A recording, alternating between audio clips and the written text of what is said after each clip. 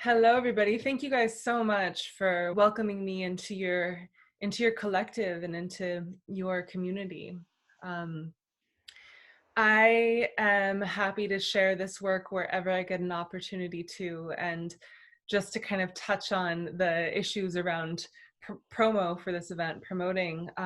Unfortunately, the powers that be on social media think that anything involving sexuality is pornographic.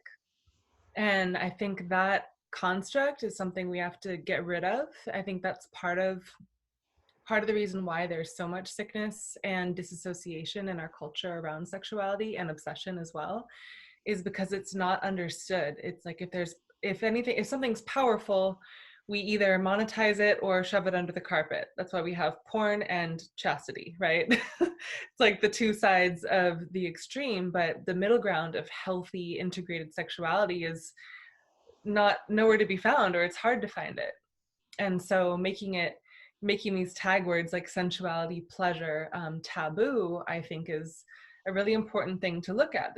We were raised in this culture. We were raised believing that all pleasure is sexual. I mean, for the most part. And most people, even when I say sensual, they think immediately about sex and sexiness and sexual pleasure. And sensuality is about your senses. It's about smelling, tasting, hearing, seeing, touching. It's about how you perceive the world around you. And a large part of my passion in this work is um, these senses that we have, our bodies, the earth. I'm getting kind of deep and esoteric quick, but bear with me. We're taught to worship disembodied gods. We're taught to worship the divine that lives outside of us. The beautiful thing about Tantra, one of my favorite things about it, is it teaches you to worship the earth and the elements, the fire, the water, the rose petals, the body, as something that God also inhabits. So just that little switch for me was one of the biggest aha moments that I had that brought me to Tantra and brought me to need to know everything I possibly could about Tantra, because I was like, wow, that is a game changer. And that's the perspective that I really like to come to Tantra with. Like, what if this was inherently good? What if my sex was inherently good? But what if my pleasure, my desire, even my lust was inherently good? Because it's about the desire for creation, the desire to create more life on some level.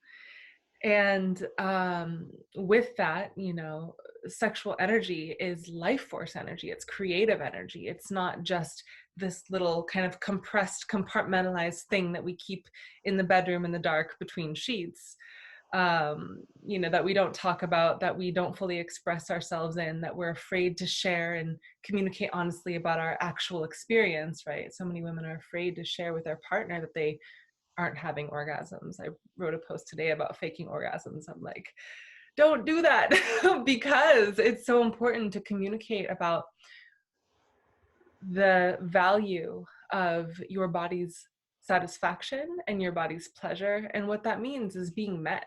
It means being connected to your partner. It means being honest about what they're experiencing from you. And if you're not honest, it creates huge rifts in relationships. So anyways, that was a little digging in, but just to intro a little bit about who I am and why I'm here. My name's Miriam Elise. I'm the founder of the business Pleasure as Medicine.